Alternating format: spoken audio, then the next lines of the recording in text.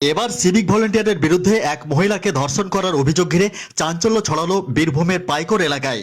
বীরভূমের পাইকরে এক সিভিক ভলেন্টিয়ারের বিরুদ্ধে গ্রামেরই এক মহিলাকে ধর্ষণ করার অভিযোগ ওঠে।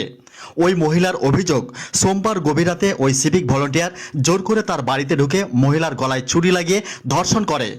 পরিবারের দাবি, চিৎকার শুনে দৌড়ে গিয়ে দেখি সিভিক ভলেন্টিয়ার পালিয়ে যাবার চেষ্টা করেন।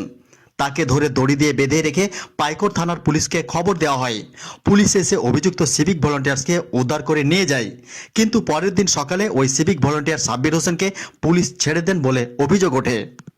মঙ্গলবার সন্ধ্যায় নির্যাতিতা মহিলা পাইকর থানায় লিখিত অভিযোগ দায়ের করলে চাপে পড়ে পুলিশ তাকে ফের আটক করেন।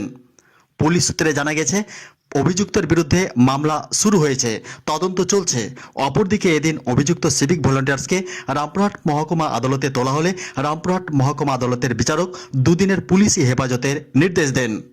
ব্যুরো রিপোর্ট, নলহাটি নিউজ এক্সপ্রেসের ক্যামেরায় শুনুন বিস্তারিত। 12টার সময় আমার বাড়িতে গিয়ে আমাকে ধর্ষণ করে, চাকু দেখিয়ে, ভয় দেখিয়ে, ভালো করে যদি কেসের না দিতে পারিস মুখ জবানি, তাহলে তোকে জানে মেরে দিব, তো ছেলেকেও জানে মেরে দিব।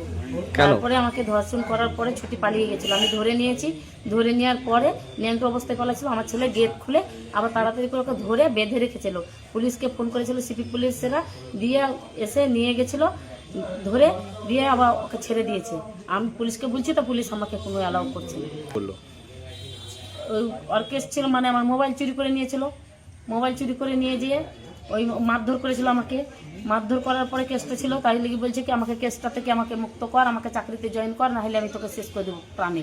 নিয়ে আমাকে ধর্ষণ করে এইভাবে অত্যাচারিত আমাকে বারবার 4বার হলো। কেন কি করে উনি?